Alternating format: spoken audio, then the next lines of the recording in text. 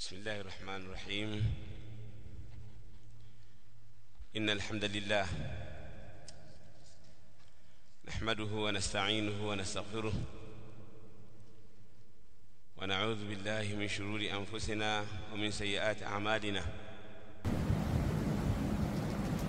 من يهده الله فلا مضل له ومن يضلل فلا هادي له. أشهد أن لا إله إلا الله وحده لا شريك له، وأشهد أن محمدًا عبده ورسوله. يا أيها الذين آمنوا اتقوا الله حق تقاته ولا تموتن إلا وأنتم مسلمون. يا أيها الناس اتقوا ربكم الذي خلقكم من نفس واحدة وخلق منها زوجها وبث منهما رجالا كثيرا ونساء، واتقوا الله الذي تساءلون به والأرحام، إن الله كان عليكم رقيبا. يا أيها الذين آمنوا اتقوا الله وقولوا قولا سديدا يصلح لكم أعمالكم ويغفر لكم ذنوبكم، ومن يطع الله ورسوله فقد فاز فوزا عظيما. أما بعد، فإن أصدق الحديث كتاب الله، وخير الهدي هدي محمد صلى الله عليه وسلم، وشر الأمور محدثاتها، وكل محدثة بدعة، وكل بدعة ضلالة، وكل ضلالة في النار. معاشر المسلمين، أيها الأحبة، leo بإذن الله عز وجل tunaanza kusoma kitabu Riyadhus Salihin ambacho amekiandika al-Imam Abu Zakaria Yahya ibn Sharaf an-Nawawi ad-Dimashqi rahmatullahi ta'ala alayhi wa ridwanuhu, ambaye al-Hafidh an-Nawawi rahimahullah alizaliwa mwaka 631 na akafariki mwaka 676. Kwa maana rahimahullah al-Hafidh an-Nawawi aliishi miaka 45, na walillahi alhamdu wal minna, ni kuonyesha namna ambavyo Allah subhanahu wa ta'ala alimpa baraka katika umri wake, kwa sababu pamoja na kuishi miaka 45 lakini aliacha athari kubwa nzuri kwa ajili ya Uislamu. Ameandika vitabu mbalimbali ambavyo umma wa Kiislamu unavihitajia. Akaandika 40 an-Nawawiyya, akakusanya hadithi 42 ambazo hicho kitabu alikiita 40 an-Nawawi, au kimekuwa ni mashuhuri kwa maana ya kitabu 40 an-Nawawi. Lakini pia ameandika kitabu hiki Riyadhus Salihin. Kama tutakapokuja kuona lengo la kuandika Riyadhus Salihin ilikuwa ni nini, tutakuja kuona insha Allah katika maneno yake mwenyewe. Lakini pia ameandika kitabu al-Adhkar, akiwa anaelekeza namna ya kuweza kufanya adhkari, na ameandika sharh ya Sahih Muslim, akiwa anasherehesha hadithi ambazo amezipokea al-Imam Muslim rahimahullah ta'ala kwenye kitabu chake as-Sahih. Ameandika kitabu al-Minhaj katika madhhabi Imam Shafi'i rahimahullah ta'ala, Minhaj at-Talibin. Ameandika vitabu vingi katika fiqh, katika hadithi, katika raqaiq, rahmatullahi ta'ala alayhi wa ridwanu. Yani kazi aliyoifanya al-Hafidh an-Nawawi rahimahullah kwa ajili ya huu umma ni kazi kana kwamba ameishi miaka mingi mno. Unaweza kadhania labda ameishi miaka 100 au miaka mingapi, lakini al-Hafidh an-Nawawi rahimahullah aliishi muda mchache ambao ulikuwa na baraka. Na sisi tumuombe Allah subhanahu wa ta'ala umri wetu uwe na baraka. Kama tutaishi muda mfupi, basi uwe ni muda mfupi wenye baraka, na kama tutaishi muda mrefu na miaka mingi, basi iwe ni miaka mingi ya baraka ambayo ndani yake itakuwa ni kumtii Allah subhanahu wa ta'ala. طيب, Imam an-Nawawi rahimahullah ta'ala amesema bismillahir rahmanir rahim. Amekianza kitabu chake kwa kusema bismillahir rahmanir rahim, kwa jina la Allah subhanahu wa ta'ala mwingi wa rehema, arrahim mwenye kurehemu. Bismillahir rahmanir rahim kwa maana tunaanza kwa jina la Allah subhanahu wa ta'ala kwa jambo lolote lile unalolifanya, na kila jambo ambalo unalifanya kwa kuanza na bismillahir rahmanir rahim inakuwa na baraka, na lile ambalo unalianza bila bismillahir rahmanir rahim linakuwa ni maqtu'ul baraka, baraka zinakuwa zimekatika. Na ahlul ilmi wamesta'anith na hadithi ambayo ni dhaif lakini maana yake ni sahihi, kwamba kila jambo, kullu amrin dhibalin, kila jambo ambalo lina umuhimu, ambalo linatakikana, la yubda'u fihi bi bismillahir rahmanir rahim, mtu aanze na bismillahir rahmanir rahim, fa huwa aqta', wa fi riwayatin abta', ay maqtu'ul baraka. Kila jambo ambalo mtu haanzi bismillahir rahmanir rahim, jambo hilo linakuwa limekatika baraka. Kwa hiyo jambo lolote ambalo ni zuri, mtu aanze na bismillahir rahmanir rahim. Na bismillahir rahmanir rahim katika majambo mbalimbali ni kinga baina bani adam wa shayatin. Bismillah inamkinga mtu mwanadamu na mashaitani. Kuna athar ya Ali ibn Abi Talib au ya mmoja katika masahaba kwamba mtu hata akitaka kuvua nguo au kufanya jambo lolote lile aanze na bismillahir rahmanir rahim, kwa sababu bismillahir rahmanir rahim inakuwa ni wiqaya na ni kinga kati ya mwanadamu na mashaitani ambao ni majini waovu. Kwa hiyo bismillah tunaanza kwa jina la Allah subhanahu wa ta'ala kusoma hichi kitabu. Allah ambaye ni maabud, al-ma'budu bihaqqin, ambaye ni mwenye kuabudiwa kwa haki. Ar-Rahim, mwenye rehema pana, dhu rahmatin wasi'a. Ar-Rahman dhu rahmatin wasi'a, mwenye rehema pana. Ar-Rahim, mwenye kurehemu.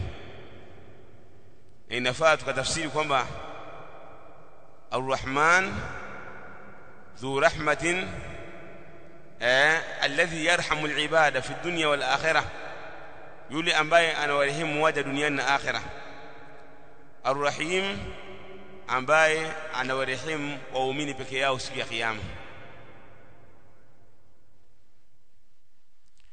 أنا سمع الحافظ النووي رحمه الله، الحمد لله كلا صفة njema نزكيه الله سبحانه وتعالى الواحد القهار. Yeye Allah mmoja katika kuumba na ni mmoja katika kuabudiwa kwa haki. Al-Qahhar, mwenye kuteza nguvu. Al-Aziz, mshindi. Al-Ghaffar, mwingi wa kusamehe. Mukawwirul layl, Allah ambaye anauingiza usiku ala nahar katika mchana, usiku anauingiza katika mchana na mchana anauingiza katika usiku. Yani unapofika wakati wa kwamba sasa inabidi apatikane mabadiliko, kwamba sasa unakuja wakati wa mchana, haraka sana ule usiku unaingia katika mchana, au unaondoka haraka, yatlubuhu hafidha. Yani unatakiwa ule usiku uondoke haraka ili uingie mchana, na mchana vile vile unatakiwa uondoke haraka uingie nini? Uingie usiku. Mukawwiru al-layla mukawwiru al-layli 'ala an-nahar, anaoingiza usiku katika mchana.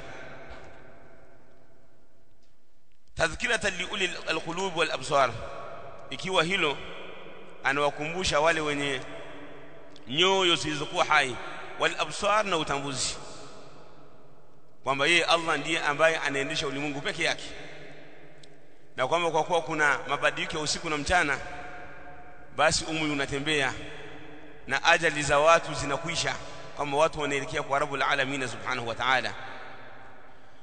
Wa tawsiratan lidhawi al-albab wal-i'tibar, na anakuwa anawazindua na kuwaonyesha wale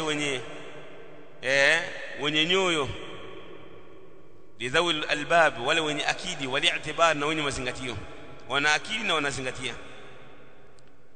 Alladhi ayqadha min khalqihi man istafahu, ambaye amewazindua katika waja wake, au amemzindua katika waja wake yule ambaye istafahu, amemchagua.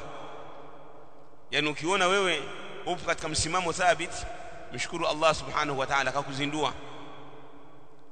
Huenda ungekuwa na waovu katika maeneo ya uovu, huenda ungekuwa na watu wanaofanya maasi katika maeneo ya kufanya maasi, lakini Allah amekuchagua, akakuchagua uwe ni katika watu ambao wanafanya khairi. Fazahadahum fi hadhihi ad-dar, na akawa fazahadahum fi hadhihi ad-dar, akawa amewafanya kwamba wao ni wenye zuhudi katika hii nyumba ya dunia. Hii dunia wameipa mgongo. Washakarahum, lakini akawashughulisha na akawatukumikisha bimuraqabatihi wa idamati al-afkar, kwamba akawa amewadumisha na kuwatumikisha juu ya kumfanyia muraqaba, juu ya kuwa pamoja na Allah subhanahu wa ta'ala, wa idamati al-afkar, na kudumu katika fikra, yani kumfikiria Allah subhanahu wa ta'ala. Washaghalahum bimuraqabatihi, na akawashughulisha juu ya kumfuatilia Allah, yani kufanya yale yanayomridhisha Allah na kuacha yale ambayo yanamchukiza Allah. Wa idamati al-afkar, na kudumu juu ya kumkumbuka Allah na kumfikiria Allah subhanahu wa ta'ala, kwamba Allah anataka nini, kinatakiwa jambo gani, wa maila dhalika. Wa mulazamati al-itti'adh, na kulazimiana na mawaidha, walidhikar, na adhkari na ibada, walidhikar na adhkari na ibada mbalimbali, kwamba mtu adumu katika dhikri, adumu katika ibada mara kwa mara. Hawa ni wale ambao ni waja wa Allah subhanahu wa ta'ala al-mustafain, waja wa Allah ambao amewachagua. Wawafaqahum lid'abi fi ta'atihi, na Allah akawapa tawfiki juu ya kudumu na kuwa na kawaida ya kuwa ni wenye kumtii Allah subhanahu wa ta'ala, wanadumu kwenye utiifu wa Allah. Wataahubi lidari al-qarar, na kujiandaa na nyumba ya milele, nyumba ya kutulizana. Hapa duniani ni nyumba ya mapito, sio nyumba ya kutulia, ni nyumba tunapita hii, lakini nyumba ya qarar, nyumba ya akhirah. Walhadhar mimma yukhsituhu, na kutahadhari na yale ambayo yanamchukiza Allah subhanahu wa ta'ala. Wayujibu dar al-bawar, na yanawajibisha mtu kuingia katika nyumba ya maangamivu, nyumba ya matatizo, ambao ni moto wa jahannam. Kwamba Allah anakuchagua uwe katika kumtii na usiwe katika kumwasi. Ukiwa katika kumtii utaingia katika darul qarar, nyumba ya mapumziko, nyumba ya milele, na kama haumtii utaingia katika darul bawar, nyumba ya maangamivu, nyumba ya shida na matatizo. Walmuhafadhati ala dhalika ma taghayur al-ahwal, na kudumu katika hilo pamoja na kubadilika hali, kwamba muslim la yataghayyar, habadiliki. Almuslim la yataghayyar, habadiliki, bal yalzamu al-haqqa, yeye analazimia haq. Hawi mutalawin, kwamba anakuwa na rangi mbalimbali, bali yakunu ma'ahu lawnun wahid, bali anakuwa na rangi moja tu. فالعيب كل العيب أن يكون الإنسان متلونا. aibu kila aibu ni mtu kuwa ni mtalawin, akawa na rangi mbalimbali, akaishi kama kinyonga. لأن دين الله واحد, kwa sababu dini Allah subhanahu wa ta'ala ni moja. Tutakuja kusoma huko mbele kuhusiana na sharru dhil wajhain, shari ya mtu ambaye ana nyuso mbili. Akienda kwa wale anaenda kwa uso fulani wa kuwaridhisha, na akienda kwa wengine ambao wako kinyume na wale anaenda kwa uso mwingine wa kuwaridhisha. Hiyo ni la yajuz, ni jambo ambalo halifai. Inabidi mtu awe amethibiti athabat ala alhaq ma taghayur alahwal, mtu athibiti katika haki hata kama hali zinabadilika. فالإنسان لا يتغير بتغير الأحوال سواء كانت أحوالا سياسية أو غير سياسية. mtu asibadilike kwa ule msimamo aliokuwa nao kwa sababu ya kubadilika hali, sawa sawa iwe ni hali ya kisiasa imebadilika au ni hali gani, yeye aendelee hivyo hivyo kuthibiti katika haki. Ndio Mtume sallallahu alaihi wasallam akasema, ittaqillaha haythu ma kunt, muogope Allah popote ulipo. Yani popote ulipo uwe ni mwenye kumcha Allah subhanahu wa ta'ala na kushikamana na haki aliyokuja nayo Mtume Muhammad sallallahu alaihi wasallam. Kwa hiyo walmuhafadhatu ala dhalik, na mtu kudumu katika hii haki, kudumu katika khairi, ma taghayur alahwali, pamoja na kubadilika hali, wal atwar, na zile hatua za nchi na maendeleo yake, hatua za maeneo, hatua za watu, ukihamia katika sehemu. Kwa hiyo mtu unadumu katika ile hali ya kushikamana na haki bila kubadilika. ahmaduhu ablagha hamdi, anasema al-Hafidh an-Nawawi rahimahullah, namhimidi Allah subhanahu wa ta'ala ukomo wa kumhimidi, namsifia Allah kwa sifa zilizokamilika za hali ya juu, wa azkah, na ambazo zimetakasika sana, wa ashmalahu, na zenye kuenea, wa anmahu, na zenye kuongezeka zaidi na zaidi na zaidi. wa ashhadu an la ilaha illa Allah, na nashuhudia, nakiri kwa moyo na kutamka kwa ulimi kwamba hakuna anayeabudiwa kwa haki isipokuwa yeye Allah, albarrul kadim, ambaye ni mwema mkarimu.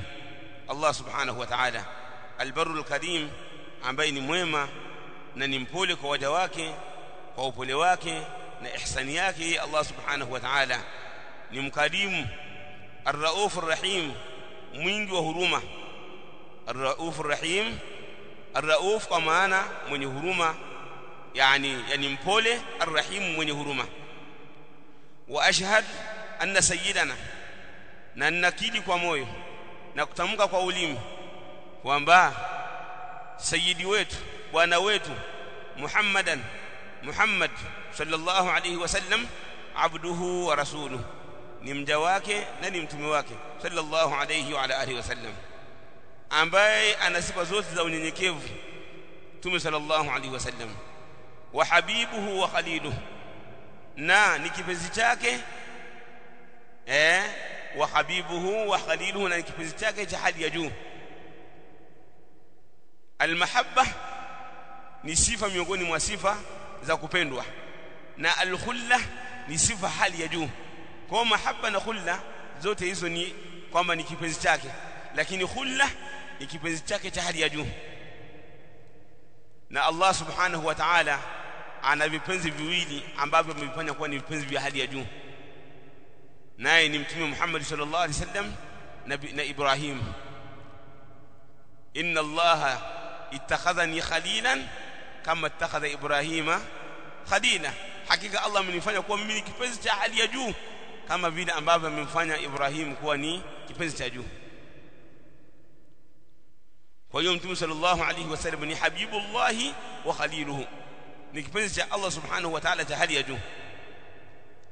Alhadi ila sirati mustaqim, mwenye kuongoza katika njia iliyonyooka. Wadai ila dinin qawim, na mwenye kuongoza na kulingania katika dini ya sawa sawa. Mtume sallallahu alayhi wasallam salawatullahi wa salamuhu alayhi wa ala sa'ilin nabiyyin.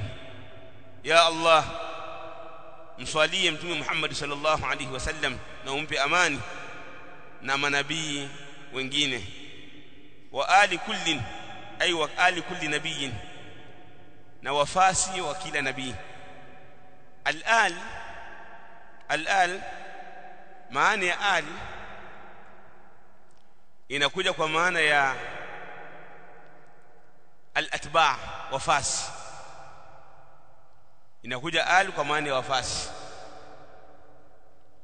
lakini pia al inakuja kwa maana ya, kwa upande wa Mtume sallallahu alaihi wasallam, inakuja kwa maana ya Bani Hashim na Bani al-Muttalib, yani muslimu Bani Hashim wa Bani al-Muttalib. Ala sahih ni wale waislamu katika Bani Hashim na Bani al-Muttalib ambao hurimat alaihim az-zakah, ni haramu kwao kula zaka, na lakini wao wanapewa nini? Wao wanapewa katika khums. Pale waislamu wanapoenda kufanya vita au kupigana vita, wanawapa katika khums ahlul bait, ahlul bait rasulillah sallallahu alayhi wasallam, wasa'i as-salihin, na wengineo katika wema. Amma ba'd, faqad qala Allah ta'ala, wa hakika amesema Allah subhanahu wa ta'ala, wama khalaqtul jinna wal insa illa liya'budun, sikuumba majini na watu isipokuwa waniabudu. Ma uridu minhum min rizqin, sitaki kwa wao riziki yoyote. Wama uridu ayyut'imun, na wala sitaki wanilishe. Yani kwa mfano, binadamu akitengeneza kitu anakuwa anataka manufaa kwa kitu hicho. Yani ukijenga nyumba unataka unufaike na nyumba, itakukinga na jua na mvua na upepo wa ila dhalik. Ukitengeneza gari unataka kusaidia kwa lengo la usafiri. Ukinunua mnyama kama ni punda, lengo lako unataka usafirie. Ukinunua pikipiki kadhalika. Ukioa mwanamke ili akupatie watoto, na ukipata watoto utawalea ili baadaye na wao wenyewe watakusaidia huko baadaye ukishakuwa mtu mzima.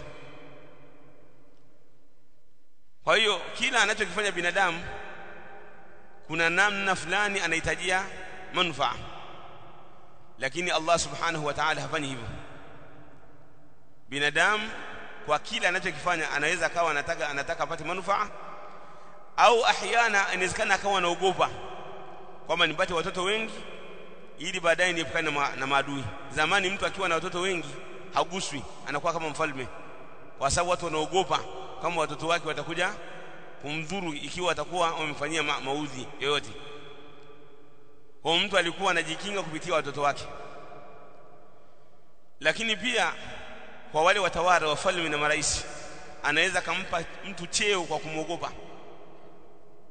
Anaweza kumpa mtu cheo kwa kumwogopa, au akawa na majeshi au na watu au na vitu amevitengeneza kwa lengo la kuogopesha wengine. Kwa hiyo kuna manufaa yanatokea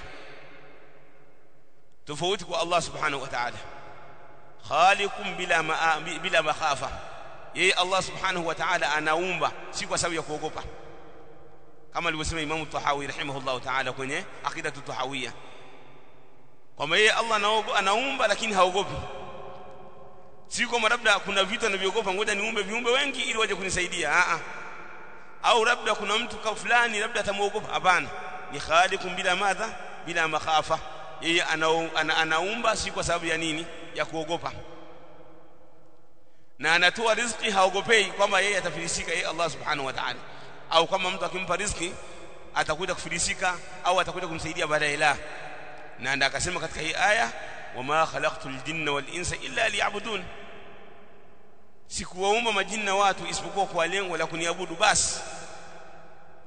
Ma uridu minhum min rizqin, sijawaumba wao ili labda wafanye kazi wanipe riziki yoyote. Wama uridu ayut'imun, na wala sitaki wanilishe. Allah hajaumba kwa ajili hiyo kwamba anufaike na viumbe wake, hapana, bali viumbe wenyewe wameumbwa, Allah akawa amewekea vitu. Ja'ala al-ardha bisatan, akaifanya hii ardhi kama ni tandiko, Allah subhanahu wa ta'ala. Was-samaa binaa, na akaifanya mbingu kuwa ni jengo, ni sakafu, akaijalia kama ni paa. Lakini si hivyo tu, anzala minas samai maa, ameteremsha mbinguni maji yanatoka juu. Lakini si hivyo tu, yakishafika katika ardhi yanaotesha mimea, watu wanapata aina mbalimbali ya matunda, nafaka, vyakula vinapatikana. Kisha baada ya hapo, lengo la yote haya, lengo la mambo yote aliyofanya Allah subhanahu wa ta'ala, anataka watu wafanye ibada. Akatuwekea nini? Usafiri, wal khayla wal bighala wal hamira litarkabuha wa zina wa yakhluqu ma la ta'lamun.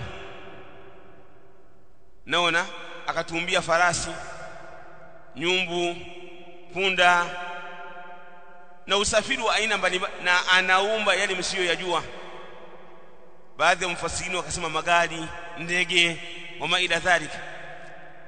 Vyote hivi vimewekwa ni kwa ajili yetu ili tuweze kumwabudu Allah subhanahu wa ta'ala. Vimewekwa kwa lengo la kuhakikisha jambo hili la ibada. Yeye Allah ndiye ametuwekea. Kwa hiyo unapokuwa umeona mambo ya kimaisha inakuwa ni mepesi, unapata wepesi katika maisha, ndivyo ambavyo unatakiwa upate wepesi katika kufanya ibada, kumwabudu Allah subhanahu wa ta'ala. Wa hadha tasrihun bi annahum khuliqu lil ibada, na hii ni wazi kabisa kwamba wao wameumbwa kwa lengo la ibada. Fahaqa alaihim al-i'tina'u biha bima khuliqu lahu, imekuwa ni wajibu. Fahaqa alaihim, imekuwa ni wajibu juu yao, al-i'tina'u biha bima khuliqu lahu, kutilia umuhimu yale ambao wameumbwa kwa ajili yao, kwa ajili yake.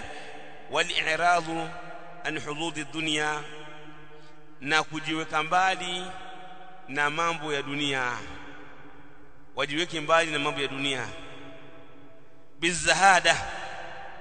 Bizahada, kwa kuipa mgongo dunia. Watu dunia waipe mgongo, wasifanye mambo yao makubwa mengi ni kwa ajili ya dunia, bali wajalie akhera ndio jambo la kwanza. Fa innaha, hakika hii dunia ambayo watu wanatakiwa kuipa mgongo, daru nafadin, ni nyumba ya kuisha. Hii dunia ni daru nafadin, ay daru fana, ni nyumba ambayo inakuisha. La mahalla ikhladin, sio sehemu ya kuishi milele. Hii dunia sio sehemu ambayo kwamba mtu ataishi milele. Wa markabi uburin, hii dunia ni kama vile kipandwa, ni usafiri wa kuvuka. Ni kama vile mathalan unatoka hapa Dar es Salaam unapanda meli unaelekea Zanzibar, au unatoka Zanzibar unakuja huku bara, unakuja huku Dar es Salaam, au unapanda gari unavuka, au mtu unavuka unapita kwenye daraja, ni sehemu tu unapita. Wa markabu uburin, ni usafiri wa kuvuka. Hapa kwenye dunia tunavuka.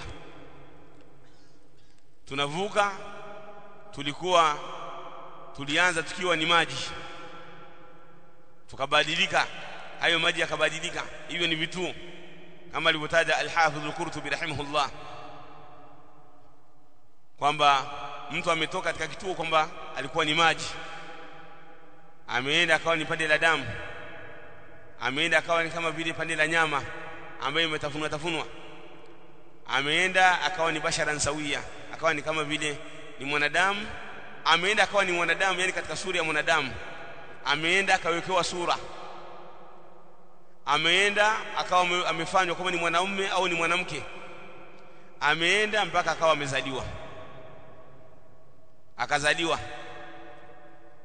ameenda akapita katika marahili, ile marhala ya tufula, akanyonyeshwa na mama yake. Na katika hiyo marhala inatakiwa, wanasema kwamba mama inapendeza awe ni mwema, afanye adhkar, kwa sababu kama alivyoelezea al-Imam Ibn al-Qayyim rahimahullah ta'ala, amesema kwamba yani yale maziwa ya mama yanamwathiri mtoto katika zile tabia, na ndio maana ni katika yale mambo ambayo watu tunataja madhara ya mtu kumuoa mwanamke wa Kikristo. Tulisema kama inafaa Muislamu akamuoa Mkristo na akabakia katika dini yake, lakini kuna madhara. Miongoni mwa madhara ni hayo, kwamba mtoto huwa anaathirika na yale maziwa ya mama, yale mama yake. Kwa hiyo inapendeza mwanamke anapokuwa ananyonyesha dumu sana kufanya adhkar na kusoma Qur'an, ili aweze kumwathiri mtoto anayemnyonyesha. Lakini si hilo tu, atatoka katika hiyo marhala, ataingia kwenye marhala kwamba sasa anaacha maziwa ya mama yake, anaanza kula mwenyewe. Pale maswahaba wa Mtume sallallahu alaihi wasallam, wale as-sahabiyat, walikuwa mtoto akianza kutamka wanamtamkisha la ilaha illa Allah. Wale wanawake wa kiswahaba walikuwa wanamtamkisha mtoto ashhadu an la ilaha illa Allah wa ashhadu anna Muhammad rasulullah, akiwa mdogo anaanza kutamka, yani anapoanza kutamka maneno wanaanza kumtamkisha, ili iwe mwanzo wa maneno yake ni kalimatu tauhid, la ilaha illa Allah Muhammad rasulullah. Walikuwa wanafanya hivyo. Anavuka katika hiyo marhala, anapanda kuja kwenye marhala anatakiwa asome. Hapo ndipo ambapo mtu unamtafutia shule iliyokuwa nzuri na madrasa iliyokuwa sahihi, aanze kusoma Qur'an, asome sira ya bwana Mtume sallallahu alaihi wasallam, asome sira ya masahaba wa Mtume sallallahu alaihi wasallam. Ataingia katika sinu tamyiz, uanze kumsomesha swala, ajifunze namna ya kuswali. Akishafika miaka 10, kama hajaswali apigwe bakora, lazima swali. Ajifunze namna ya kufunga, aendelee. Anafika katika marhala ya nini, ya albulugh, anabalighi, anakuwa ni mukallaf. Hapo sasa anatakiwa afundishwe kwamba kuna ile an-nadhrul 'am, ile nadhiri ya moja kwa moja ambayo kila mmoja lazima aiweke, kwamba kila mukallaf ni lazima pale alipokuwa baligh awe na utayari ya kwamba kila jambo ambalo litamjia katika Qur'an na Sunna au katika maamrisho ya Allah atalifanyia kazi, na kila jambo ambalo ni katazo lazima ataliacha, awe na hiyo azma. Hiyo ni nadhiri ambayo haina kafara. Lakini kama huna azma ya kwamba kila jambo ambalo litanijia katika maamrisho ya Allah nitalifanyia kazi, unapata dhambi. Lazima kila mmoja awe na azma hiyo, al-azmul muakkad, awe na nadhiri kabisa kwamba kila kinachonijia lazima nikifanyie kazi, na kila katazo lazima niachane nalo. Hii marhala ya shabab ya at-taklif, ambapo anakuwa takriban miaka 15, pale ndipo ambapo kijana inabidi atazamwe, aangaliwe sana. Kwa wale wazazi ambao wana uwezo wa kumpa mke, ampe mke, aoe katika marhala hiyo. Ni marhala ya tasihih, kwa sababu kijana anajiona kila kitu anakiweza, na anajiona yeye ndiye ambaye anafanya sahihi kuliko watu wengine. Kwa ni wakati ambao mzazi anatakiwa kuwa karibu sana na mtoto wake. Hiyo marhala itaenda mpaka afike miaka 37 kwenda mpaka 40, anaingia hata yablugha ashudda, anakuwa sasa akili inakamilika. Kwa hiyo kama huko ametoka vizuri, la shaka mpaka anafika miaka 40 hiyo yablugha ashuddahu, ili akili inatimia, basi la shaka hapo atakuwa yuko sawa. Na katika hali hiyo sasa anatakiwa chunge sana, afanye mambo ambayo kwa ajili yake watu wanayafanya, kwa sababu akili imekamilika. Na marhala zile zilizopita zile ndizo ambazo zinaandaa marhala hii, zile hatua zilizopita zile ndizo ambazo zinaandaa marhala hii. anaenda mpaka anafika katika marhala ya ashaykhuha, anakuwa ni mtu mzima wa makamu, ambayo kuanzia hiyo miaka 40 inaenda mpaka miaka 60, mpaka kuanzia miaka 60 kwenda juu inaenda marhalatul kuhul, anakuwa ni kikongwe. Sasa akishafika miaka 60, tutakuja kuona kwenye kitabu chetu huko inshallah tukisoma, akifika miaka 60 kuna mambo ambayo yanamwaji ambayo anatakiwa yafanye. Akizidisha kufanya istighfar, akizidisha kusema subhanallah, akizidisha kufanya ibada. Naona hapo, na ndivyo alivyokuwa anafanya Mtume sallallahu alayhi wa alihi wasallam. Istighfar zilikuwa nyingi baada ya Mtume kufikisha miaka 40. Tutakuja kuona kwenye kitabu chetu hiki alichotuandikia al-Hafidh an-Nawawi rahimahullah ta'ala. Kwa hiyo kwa marhala zote hizi mtu anatakiwa awe katika kule kufanya mambo ambayo ni muktadha, ambayo kwa ajili ya kwa nini kaumbwa umri wote huu, hasa akishafikisha miaka 15 ajue kwamba yeye limadha khuliq, kwa nini kaumbwa. Kwa hiyo kwa sababu ili ya kuumbwa afanye mambo ambayo ni wajibu kuyafanya, akiwa anamwabudu Allah subhanahu wa ta'ala, na akiwa na utayari wa kufanya yale ambayo ni wajibu kuyafanya. Kwa miongoni mwa hayo ajue kwamba hii dunia ni markabu ubudin, ni nyumba ya kupita, ni kuvuka. Wa manzilu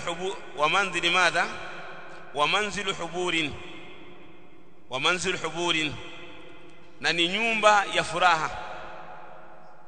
La manzila huburin tabaa, sio nyumba ya furaha ya milele. Furaha ya milele inapatikana kwa mtu ambaye ameshikamana na dini, kwa sababu furaha ya duniani inakatika, kama tutakapokuja kuona insha Allah tabaraka taala katika ahadith kwamba yani mambo yote ambayo yanapatikana duniani hapa ni mambo ambayo kila mmoja atayasahau. Yani mambo yote ambayo yanapatikana hapa duniani kila mmoja atayasahau. Na ndio maana tukiwa tunazungumzia masala ya amani, mashaka wangu, kwamba tudumu katika amani, tunamaanisha maisha yoyote tutakayoishi hapa duniani ni maisha yaliyokadiriwa.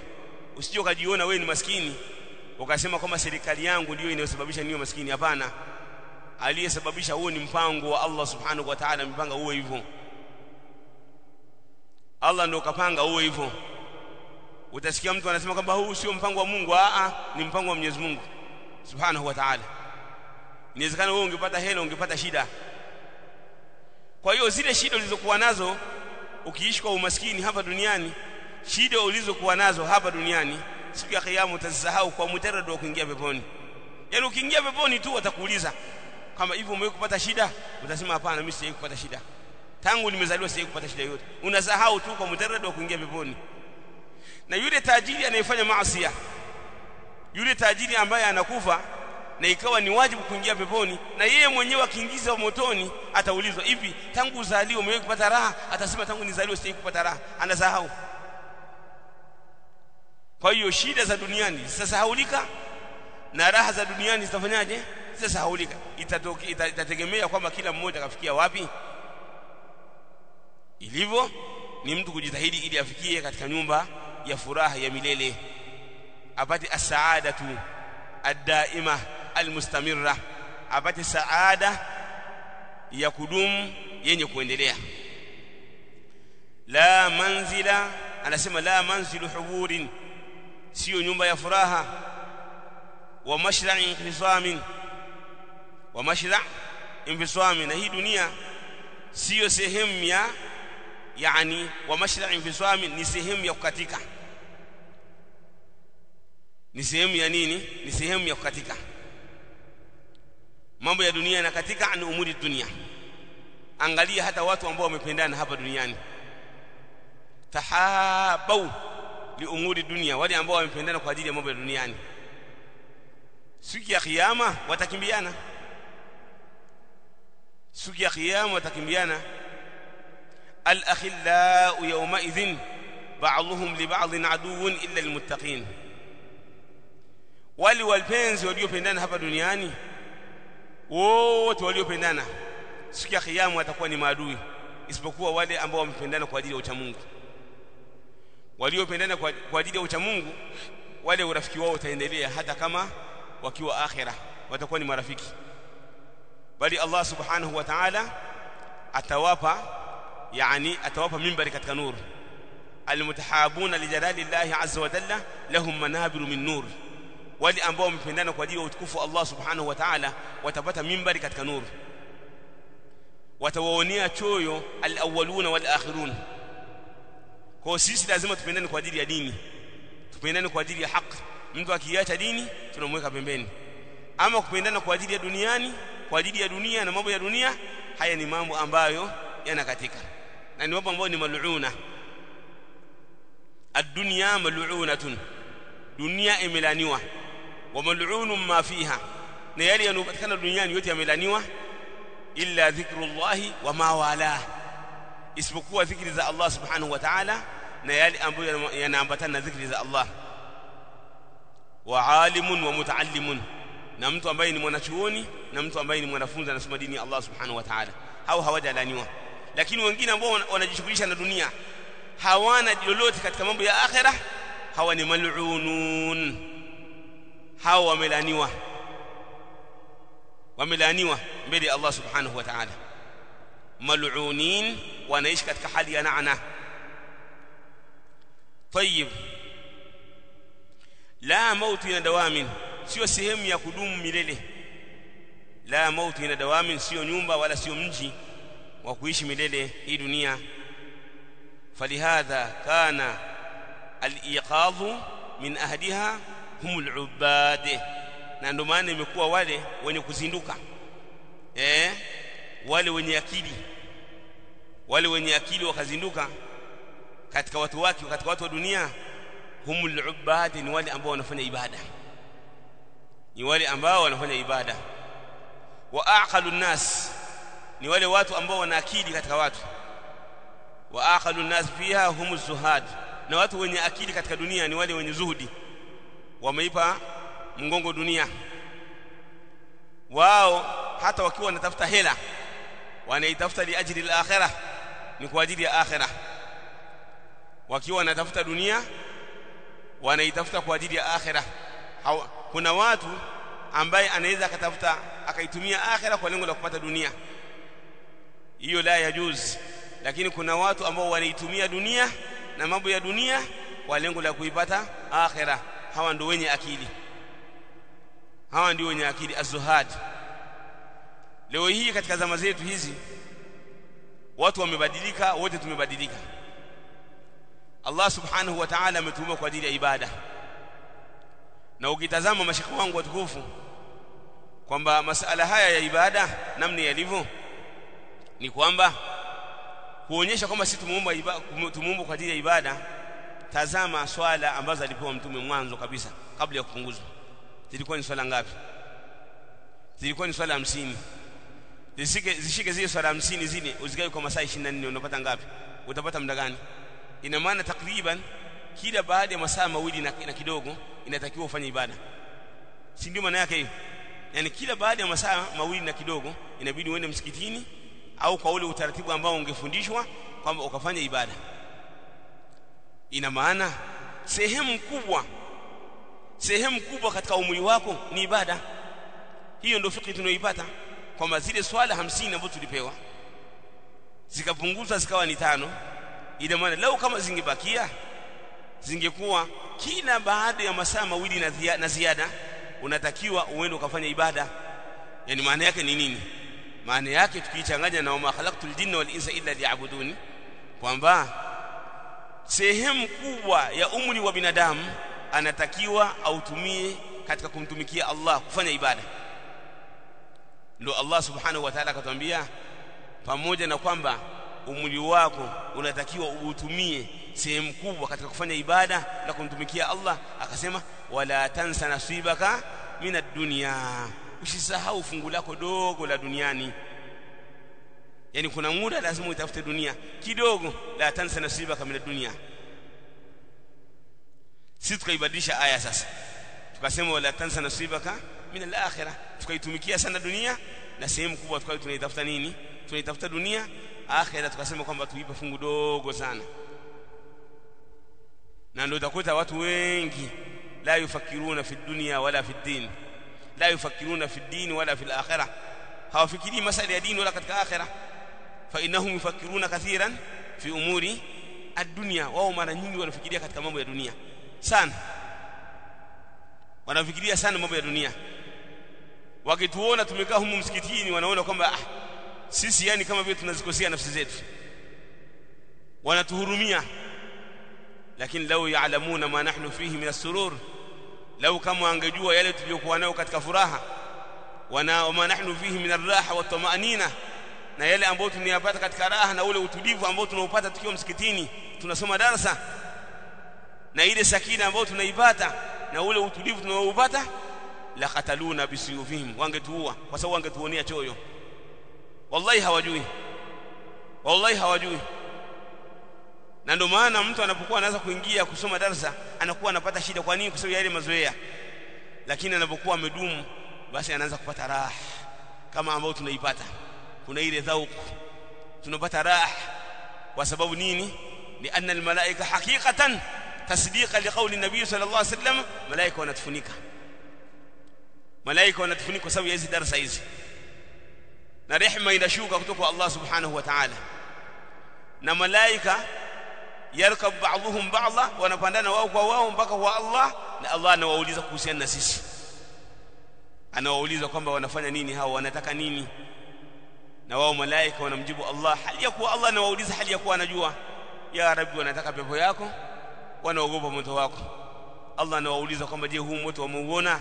Wanasema kwamba huu moto hatujauona, hawajauona huo moto. Je, pepo wameiona? Hawajaiona. Je, wangeviona wangekithirisha kufanya ibada, wangekithirisha kuhudhuria durus, na wangejiweka mbali na mambo ya shari kwa kuogopea moto.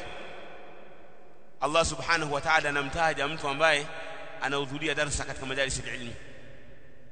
Zile raha zinapatikana, lakini pia unatajwa na Allah subhanahu wa ta'ala, mfalme wa wafalme, malikul muluk. Kwa hiyo muda mwingi tuutumie katika ibada, muda mwingi tuutumie kumtumikia Allah subhanahu wa ta'ala, tuutumie kuipeleka dini Allah subhanahu wa ta'ala mbele. Tayyib, qala Allah ta'ala, Allah subhanahu wa ta'ala anasema kuhusiana na kwamba hii dunia hakuna chochote. Ad-dunya faniya, dunia inakuisha. Anasema Allah subhanahu wa ta'ala, inma mathalul hayati dunya, hakika mfano wa maisha ya dunia, kama in anzalnahu minas samaa, ni kama vile maji ambayo tunayateremsha kutoka mbinguni, kutoka juu. Fakhtalata bihi nabatul ardhi, yakachanganyikana na mimea ya ardhi. Yani mtu alikuwa amepanda kama ni mahindi, au amepanda ni mpunga, au amepanda ni maharage, ni ngano, wama ila dhalika, katika vitu ambavyo vinawafaa watu. Yale maji yakachanganyikana na ile mimea ikawa imeota. Mimma yaakulu an-nas wal an'am, ile mimea ambayo watu wanakula ni chakula chao, na vile vile wanakula wanyama wao. Sasa ile mimea inakuwa ni kijani kibichi, mpaka yule anayemiliki, yule mkulima ambaye anamiliki hilo shamba anafurahi, anasema sasa navuna. Hata idha akhadhat al-ardh khurufaha, mpaka ile ardhi na ile bustani inapokuwa imechukua mapambo yake ni kijani kibichi. Sasa walillahi alhamdu, anasema sasa bado wiki mbili au bado mwezi au bado miezi miwili, sasa navuna. Wazayyanat, na ikawa imepambika yani na mapambo, yani kwa maana imeota maua. Wadhanna ahluha annahum qadiruna alaiha, ikawa sasa yale maua yashaondoka, yamekuja yale mazao yanaanza kuingia. Kama ilikuwa ni mpunga, sasa mpunga shaanza kuonekana. Sasa anaona sasa mimi hapa hata wadudu wakija hawawezi kuharibu haya mazao. Kama itakuwa ni korosho, tayari mtu ashapulizia, anajua kwamba hapa hata wadudu hawawezi kuja tena, hawawezi kuharibu. Ashaona sasa qadiruna alaiha, washaona kwamba anaweza sasa kuweza kuyapata hayo mazao. Mara ghafla ataha amruha laylan au nahara, mara inakuja balaa lake, inakuja jambo lake ambao ni balaa, yani maafa. usiku au mchana. Faj'alnaha hasidan ka'an lam taghna bil ams. Naam, atana amruha laylan au nahara, kwamba itaijia ile jambo lake, kwa maana ile baraa, jazakallahu khaira, kwa maana itakuja balaa lake, yani kwa maana itakuja ile kwamba labda wale wadudu au naam, ataha amruha, si ndivyo? Amruna, tayyib, ndivyo alivyoandika hapa Sheikh. Tayyib, atana amruna laylan au nahara. Naam, jazakumullahu khaira. Naam, ataha amruna, mimi nimesemaje? Atana. Tayyib, jazakumullahu khaira. Ataha amruna, si ndivyo? Naam, kwamba yale mazao yale inayajia jambo letu ambalo ni nini? Lile balaa ambalo limekadiriwa kwamba ima ni wadudu au wama ila dhalika, laylan au nahara, usiku au mchana.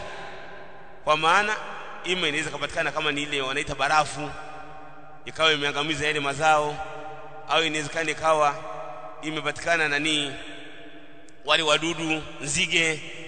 Faj'alnaha hasidan ka'an lam taghna bil ams, tukaijalia kwamba ni yenye kuharibika, kwamba ni yenye kukutika na kuisha kana kwamba haikuwepo jana,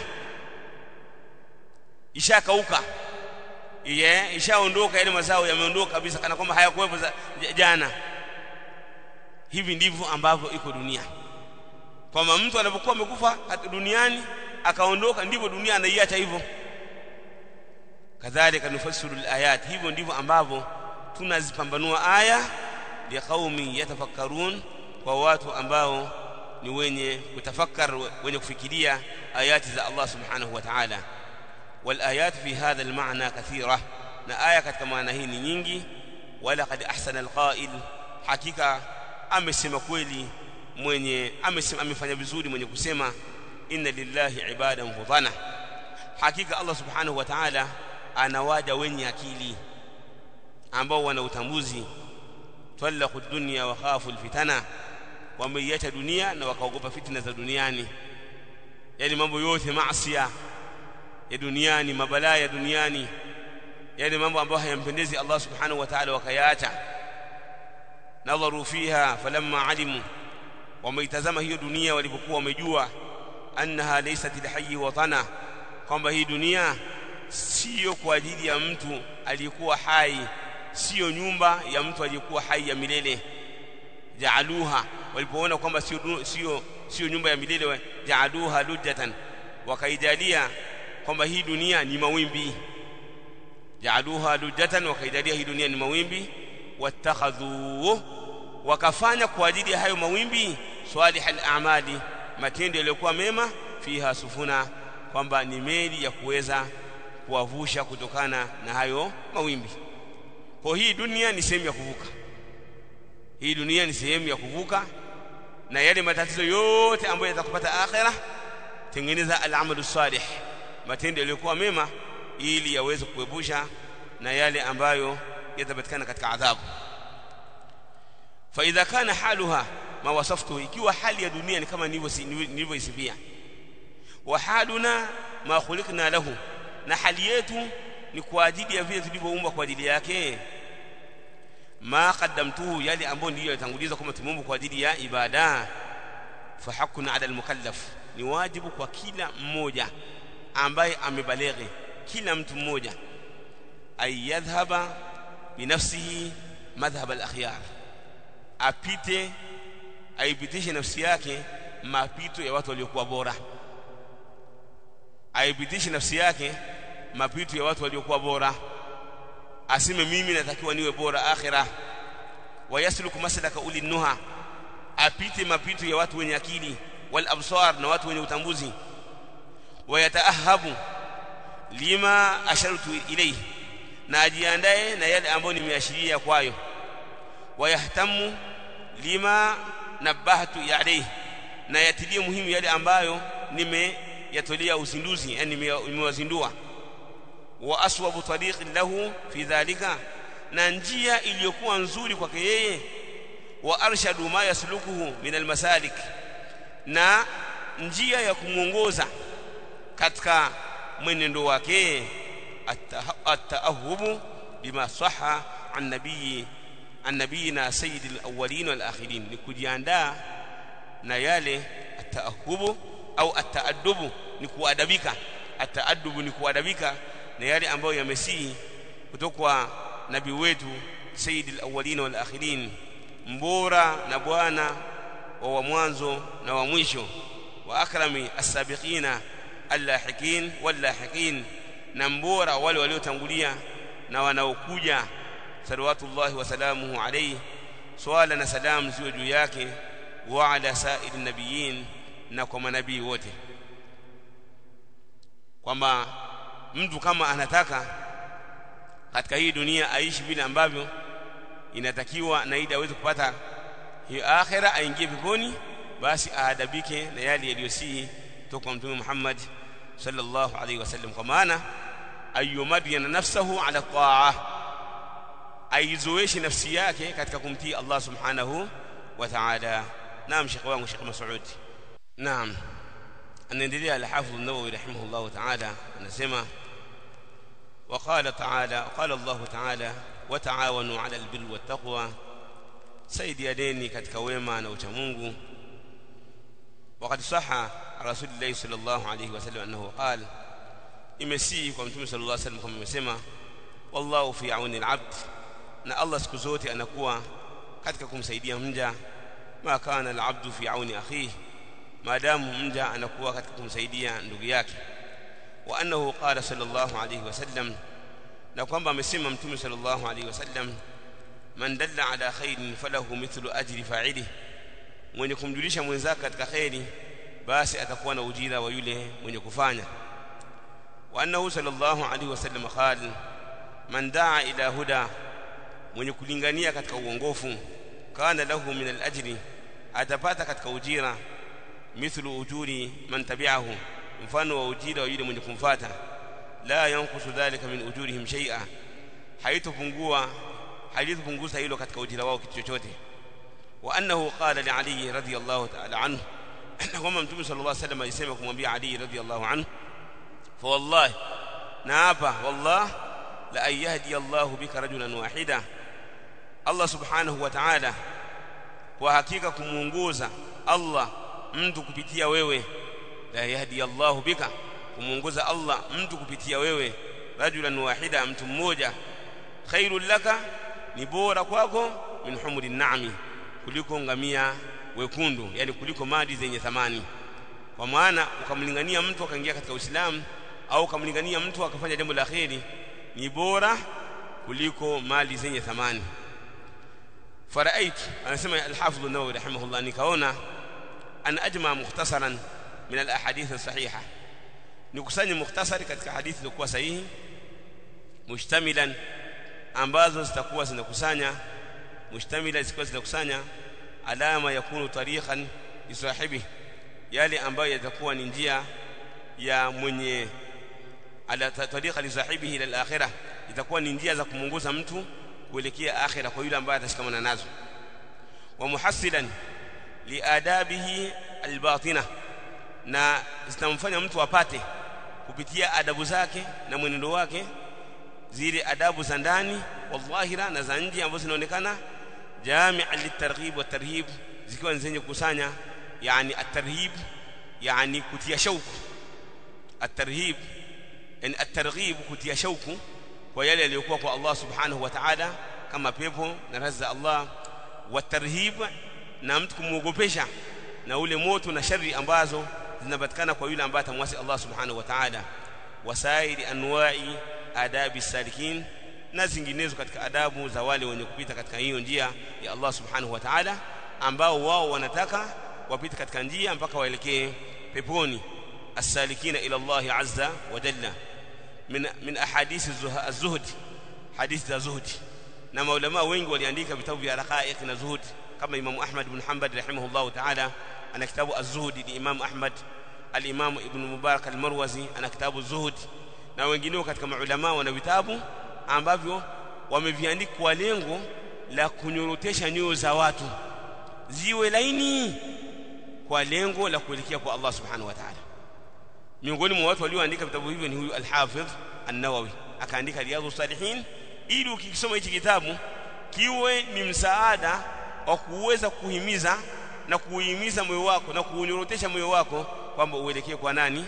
Kwa Allah subhanahu wa ta'ala. Kwa hiyo akaandika hizi hadithi ambazo ndani yake zinazuri, zitakufanya dunia ipo mgongo na ufanye kwa ajili ya akhera. Waliyallati nufus, na kuyapa mazoezi, kuipa mazoezi nyoyo, nafsi ziwe na mazoezi. Na ndio maana Riyadhus Salihin ni mazoezi ya watu wema. Yani mazoezi sio kwenda gym ukaenda kule kufanya nini, fanya mazoezi uwe na misuli au uwe na kadha na kadha. Afya ya kwanza ni afya ya mtu kupita katika njia ya nani? Njia ya Allah subhanahu wa ta'ala. Ndio maana ukiamka asubuhi dawa ya kwanza, daktari wa kwanza ni dua. Naona ukiamka asubuhi utaomba dua pale umeamka, utasali salatul fajr, utafanya adhkaru sabah.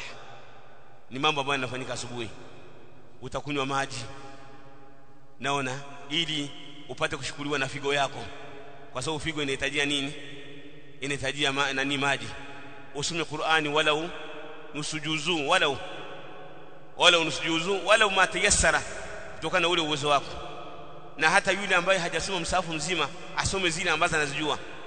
Kama wewe unaishia idha zulzilatil ardu zilzalaha, basi iradidi hiyo yani soma kuanzia kula a'udhu birabbin nas mpaka hapo ulipoishia kila siku. Ndio madaktari wengine wanafuatia kama vile kutembea kupita kwenye jua kidogo, naona kutoingiza chakula katika chakula, idkhalu ta'am fi ta'am, kuingiza chakula wakati umeshiba. Wewe kama umeshiba usile. Tumeelewana vizuri mashaka wangu? Hii ni aina miongoni mwa aina za mpaka unaenda usiku unafanya adhkarul masaa, unasoma sehemu kidogo katika Qur'ani. Naona ukija kulala pale ukiwa kitandani unasoma suratul mulk. Zimekuja riwayati kama suratul mulk mwenye kuisoma mara kwa mara ni munjian ya adhabil qabr. Ukiwa unaisoma mara kwa mara itakuokoa na adhabu ya nini? Adhabu. Sasa hawa ndio madaktari ambao tunatakiwa kudumu nao, ndio mazoezi sahihi haya. Tumeelewana vizuri mashaka wangu watukufu? Naam, haya ni mazoezi ambayo tunatakiwa tuyafanye mara kwa mara. Kwa hiyo anasema wariyadhatun nufus, na ni mazoezi ya nafsi ambao utakuwa unafanya kidogo kidogo, baadaye unazoea. Angalia kama kuamka usiku, kipindi hiki Dar es Salaam ukifika mida ya saa 8 kunakuwa na baridi. Mida ya saa 8 saa 9 kunakuwa na baridi Sheikh. Kwa pale ukiamka pale unashindwa kabisa hata kuswali dakika mbili, hata kutawadha. Hata unaweza kaamka kwa lengo la haja ndogo ukaipiga, baadaye ukaingia kulala, kwa sababu ule usingizi unaogopa hata maji kuyaweka wapi? Usoni. Lakini pale ukizoea ukasema ngoja nipige dakika zangu ngapi? 2. Kesho yake utapiga 2, utapiga ngapi? Kisha utapiga 4, kisha utapiga 6. Utajikuta unazoea. Mara nyingine unaamka, unaweza kaamka ni saa 9 mpaka alfajiri. Naona kwa sababu ni nini? Ni riyadhatu madha an-nufus, yale mazoezi ya nafsi. Kwa hiyo baadhi ya maulama au baadhi ya watu wanaitaja Riyadhus Salihina kama ni bustani za nini? Bustani za waja wema. Tumeelewana vizuri hapo? Lakini ukisoma kwa maneno ya Imam an-Nawawi inaonekana kama maana yake, hata kama ndio hiyo ni bustani za waja wema, itakuwa ni bustani ya mazoezi ya waja wema, kwa sababu ni riyadhatu madha an-nufus, ni ili kuizoesha nafsi. Unaipigisha mazoezi nafsi juu ya kumtii Allah subhanahu wa ta'ala. Wa tahdhibul akhlaq, na kuzinyosha na kuziadabisha na kuzisafisha tabia. Mtu alikuwa na tabia mbaya, sasa aibadilishe tabia yake. Wa taharatil qulub, na kutohalisha moyo, utohalisha kutokana na shirki, utohalisha moyo kutokana na bid'a, utohalisha kutokana na maasi makubwa, zina, chuki, vifundo, hasadi, wama ila dhalika, dhulma, utapeli, wama ila dhalika. Nafsi uitohalishe kabisa. Wa ilajiha, na kuiponyesha kabisa, uitibu mpaka ipone nafsi yako. na usianze kukimbilia nafsi za watu wengine. Sisi tuna tabia kwamba ngoja kwanza unataka umkuahadishe mtu mwingine, jitwarishe wewe mwenyewe. Ni kama vile mmeenda kukidhi haja, wewe umeikidhi pale na mwingine akaikidhi pale, alafu kisha wewe ukasema bwana hebu chukua yale maji yale, ukaanza kumtuahadisha wewe, hujajitwarisha vizuri, lakini wewe mwenyewe bado kabisa. Unaona hapo yule ashajitwarisha, sema bwana kuna sehemu imebakia bwana, hebu chukua na haya maji, unampa yale maji chukua na haya bwana, akajitwarisha. Shekhe huyu ashajitwarisha, hebu kwanza jianze wewe mwenyewe. Inaitwa an-naqdu dhati. An-naqdu dhati ni kujitazama mwenyewe makosa yako, kisha ukaikosoa nafsi yako mwenyewe. Kama katika janibul ibada, upande wa ibada ulikuwa na mapungufu, basi yani mapungufu yaondoe. Kama katika upande wa tabia njema una mapungufu, basi jaribu kuyakosoa. Kama upande wa ukadhib na uongo ulikuwa wewe ni muongo, basi badilisha uwe mkweli. Wama ila dhalika. Ikiwa hali yako ni hiyo, hata utakapokuwa umeona makosa kwa watu utaweza kuwakosoa kwa upole. Wama ila dhalika. Lakini kama si hivyo, utakuwa unaona makosa ya watu wengine, lakini wewe makosa yako yaoni. Kuna watu huwa wanaona makosa ya watu wengine, na utakuta mtu anakuwa ni mkali kweli kweli. Yani anaweza kaweka ukali hata sehemu ambayo haina ukali, na akatumia maneno makali ambayo pia hayafai, na akatukana pia. Kwa nini? Kwa sababu ya nini? Kwa sababu ya ni ile tabia shaijenga kwamba yeye ni tabia yake kutukana. Ile ni tabia inakuwa katika nafsi yake, kutukana inakuwa ni katika nafsi yake. Lakini Allah subhanahu wa ta'ala anaweza mtu fulani akampa mtihani mdogo, na mtu mwingine akampa mtihani mkubwa. Yule mwenye mtihani mkubwa akamuona mwenye mtihani mdogo, akamkemea kwa maneno mazito, na yule mwenye mtihani mdogo akabadilika biidhnillahi azza wa jalla. Lakini yule mwenye mtihani mkubwa asibadilike. Mfano wake mashaka wangu ni mfano wa al-Yahudi. Mayahudi na Manaswara walipokutana na Waislamu wakasema kwamba innakum tushrikun, nyinyi mnashirikisha. Mnasema kwamba masha Allah wa shaa Muhammad, akitaka Allah na akitaka Muhammad, ambao ni nini hiyo? Hiyo ni shirki asghar, ni shirki ndogo. Na Waislamu wao wakawaambia Mayahudi na Manaswara, innakum tushrikun, na nyinyi mnashirikisha. Taquluna Isa ibn Allah wa antum taquluna Uzair ibn Allah, ambao ni shirki nini? Ni shirki kubwa. Nyinyi mnasema Uzair ni mtoto wa Allah wakati Allah hana mtoto, na nyinyi mnasema Isa ni ibn Allah, ni mtoto wa Allah. Allah hana mtoto. Mtume sallallahu alayhi wasallam akamwambia masahaba, semeni masha Allah wahda, semeni wa rabbil Kaaba, semeni wallah la tahlifu bi abaikum, siape kutumia baba zenu wala yoyote, apeni kutumia Allah subhanahu wa ta'ala na majina yake. Masahaba wakabadilika, na makosa yao yalikuwa ni makosa ambayo ni madogo. Wale walibadilika, wale wakabaki hivyo hivyo. Wale Mayahudi wanasema Uzair ibn Allah, ambalo ni kosa kubwa, bali mbingu zinakaribia kupasuka kwa sababu ya hili neno ambalo ni baya. Na Manaswara wakaendelea hivyo hivyo kusema kwamba Isa ibn Allah. Sasa mtu anapofika katika daraja hiyo, atakuwa anaona kwamba yeye hajakosea, wenzake ndio wamekosea. Itafika time ataona kwamba yeye ana uwezo hata wa kumwambia Allah afanye, na Allah kwamba atafanya. Anafanya ile at-ta'alli ala Allah, kumwapizia Allah. Anakuwa kama vile anamwapizia Allah subhanahu wa ta'ala, kama yule bwana ambaye yeye alikuwa ni mudhnib, alikuwa anafanya madhambi mara kwa mara, na huyu mwingine alikuwa ni abid, alikuwa anafanya ibada sana.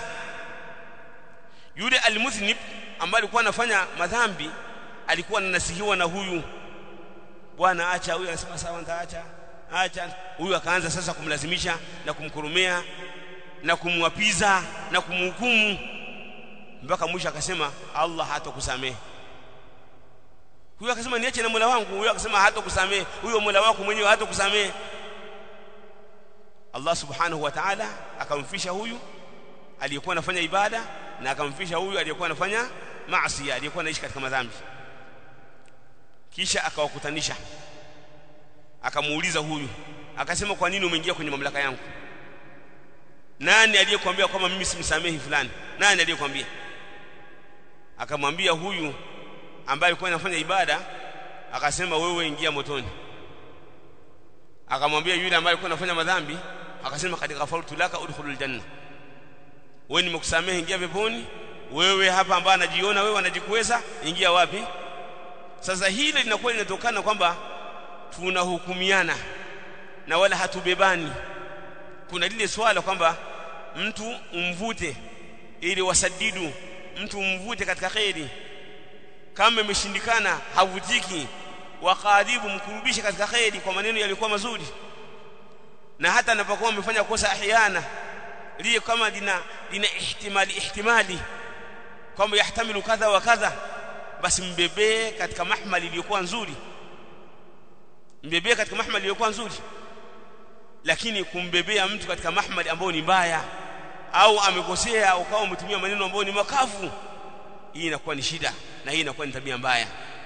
Yani alhasil kama kila mmoja ajitahidi sana kabla ya kuikosoa nafsi za watu, basi kwanza aikosoe nini? Nafsi yake. Naam, inafaa na ni wajibu tunasihiane sisi kwa sisi, inafaa tunasihiane sisi kwa sisi, hii la shak. Kwa dhahir na kwa siri lazima tunasihiane, lakini ni wajibu kwa kila mmoja katika sisi kwamba jambo la kwanza aitazame nafsi yake katika mwendo wake wa kuelekea kwa Allah subhanahu wa ta'ala. Kwa hiyo watahdhibu al-akhlaq, na kuzisafisha tabia, wa taharatul qulub, na kuzitoharisha nyoyo, wa ilajiha, na kuziponya, wasiyanatil jawarih, wasiyanati madha aljawarih, na vile vile kubisafisha viungo na kuvilinda na kuvihifadhi kutokana na maasi, wa izalati iwajajiha, na kuondoa ile mipindo yake. Kama mtu amepinda, basi ajinyooshe mwenyewe, ajue kama hapa nimepinda, ili anyooke awe katika njia iliyonyooka.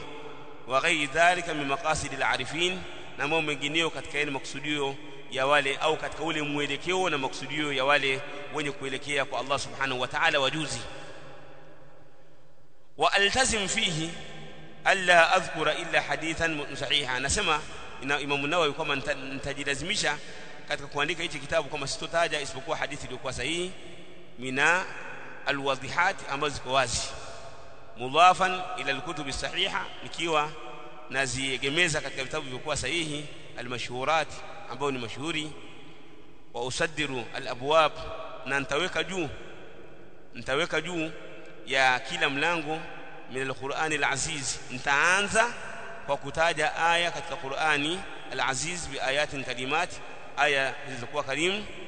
Wa uwashih ma yahtaju ila dhabtin, na nitaweza kupamba katika kila mlango au katika kila hadithi yale ambayo yanahitajia ila dhabtin au sharhi, katika kudhibiti zile maana au kusherehesha maana khafi, maana iliyojificha, inafaisa min tanbihat, katika yani mapana katika uzindu, yani kuwazindua watu katika tambihi mbalimbali. Wa idha qultu fi akhir hadith muttafaqun alayhi, nikisema mwisho wa hadithi muttafaqun alayhi, fa maanahu rawahu al-Bukhari wa Muslim.